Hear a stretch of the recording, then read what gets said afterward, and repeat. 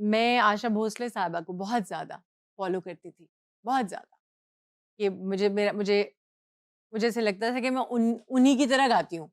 इतना ज़्यादा इन्फ्लुएंस हो गया था हुँ, कि मैं जब गाती थी मुझे लगता था बिल्कुल उनकी आवाज़ आ रही है।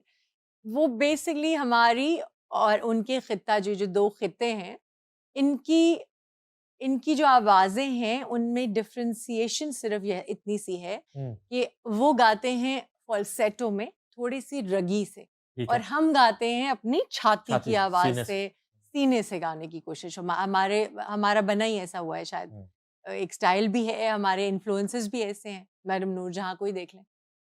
ज़ोरदार गाना कह सकते अ, हैं? फुली गाना गाते हैं हम, जैसे राइट। जिस आवाज़ में मैं बात कर रही हूँ, हुँ, मैं उसी में अगर गाऊँगी, हुँ, तभी मेरी आवाज़ की पहचान बनेगी। हुँ, अगर मैं ज़रा-सी भी नाक में ले जाती हूँ, तो टोन चेंज हो जाएगी। अच्छा। फ़ॉल्सेटो में चले जाते हैं, तो ज़ाहिर है बारीक हो जाती है हुँ, आवाज़। हुँ, सो वो जो अ, लकी हैं हम कि हमें इस तरह के टोन्स मिले। हुँ, आवाज़ में जो 2 आवाज़ें चेंज हुईं, हुँ, उनसे एक गले में प्रॉब्लम, एक अजीब-सी गरारी-सी शुरू हो गई आनी। हुँ, और वो भी मैं लकीली मुजाहिद हुसैन साहब के का क्योंकि मेरे साथ बहुत काम हुआ, फिर फाइनली पतंगबाज़ भी मैंने उन्हीं का गाया। हुँ, उन्होंने फिर मुझे इस चीज़ में से बहुत हेल्प आउट किया, निकाला। फिर सजाद अली साहब जो हैं, the great legend singer, he is been my mentor. बहुत बातें उनसे सीखी मैंने। उनकी फैमिली से मेरा बहुत प्यारा ताल्लुक है। ये रिज़र्व रहना भी उनसे सीखा है? रिज़र्व मीडिया से दूर रहना भी उनसे सीखा है? नहीं, बिल्कुल नहीं, बिल्कुल नहीं। वो तो ख़ैर फ़ेज़ेज़ हैं, उनकी अपना एक तरीक़ा है, मेरा अपना तरीक़ा है। वैसे भी नहीं, काम उस तरह की ज़िंदगी, उस तरह का मामला रहा भी नहीं काम हुँ, में। नहीं आप पहले भी थोड़ा जो है ना वो इतना आपका वो नहीं था बड़ा मगर काम किया, मिज़ाज। मगर बहुत काम किया। हुँ, मैं अच्छा। तो मुझे तो रोक ही नहीं पाया कोई, मैं तो हाँ, हर जगह तो मुझे जाना पड़ जाता था। हाँ, कॉल आ रही है, इस्लामाबाद से भी आ गई है, हाँ। कराची से भी आ गई। आई वाज़ माशाल्लाह सिंगिंग लाहौर, कराची, इस्लामाबाद, हर जगह तो मैं गा रही थी। अच्छा ये तो एक कुदरती इश्यू था ना वो जो वो आवाज़ों का थोड़े अरसे का आया, ट्रेना उसको ट्रेना वो क्लैश हुआ और क्लैश हुआ। फाइनली मेरी वो पटरी भी इन इन सारे लेजेंड्स ने मिलके वो मुझे उस पटरी पे चढ़ा चढ़ा दिया दिया, कि जब राइट। ये पैटर्न है, तो हुँ, फिर इसी पैटर्न को फ़ॉलो करेंगे। ओके।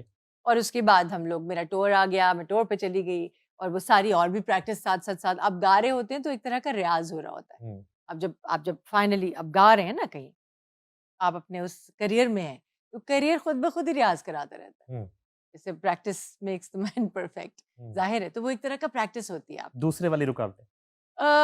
दूसरी बहुत सी रुकावटें, मेरे लिए माहौल बहुत नया था। हुँ, अम, जब पहला गाना 2-3 गाने मैंने रिहर्सल किए सैयद नूर साहब की फ़िल्म के लिए। हुँ, अमजद बॉबी साहब रियाज़ करा रहे हैं। 9 दिन हमने उसकी प्रैक्टिस की। हुँ। 10वें दिन जिस दिन मैं जाके एवेन्यू स्टूडियो में खड़ी होती हूँ, एवेन्यू स्टूडियो छा गया मुझ पे। वो पूरा स्टूडियो की एक तो उसके स्टूडियो की एंट्रेंस, फिर वो तो और उसकी जो फ़ील ਉਹਦੇ है। ਚੋਂ वो जो गुंडे निकल रहे होते हैं ਜਿਹੜੇ फ़िल्मी अच्छा, सारे ऑब्वियसली वो देखे नहीं? भई वो फ़िल्में शूट हो रही होती हैं, दुनिया जहान होती है स्टूडियोज़ में, उस ज़माने की बात कर रही हूँ जब माशाल्लाह फ़िल्में चल रही थी बहुत हुँ, ज़्यादा। हुँ। अ, मैं अंदर पहुँचती हूँ तो मुझसे माइक पे मेरी आवाज़ नहीं चल रही। ये आपकी फर्स्ट अपीयरेंस है एवेन्यू स्टूडियो में? हाँ जी, पहली दफ़ा देखा है? पहली दफ़ा देखा। ज़िंदा स्टूडियो। बिल्कुल। अच्छा, और गाना कौन-सा था? फ़िल्म कौन-सी थी? आई थिंक वो फ़िल्म नहीं आई थी। अच्छा, वो हुई नहीं थी फ़िल्म, ठीक क्योंकि है। उसके 3 गाने थे, हुँ, तीनों गाने मैंने प्रैक्टिस किए थे ठीक है। और मुझे अभी भी उन उसमें से 1-2 चीज़ें याद हैं, बहुत म्यूज़िक प्यारी डायरेक्टर? थी।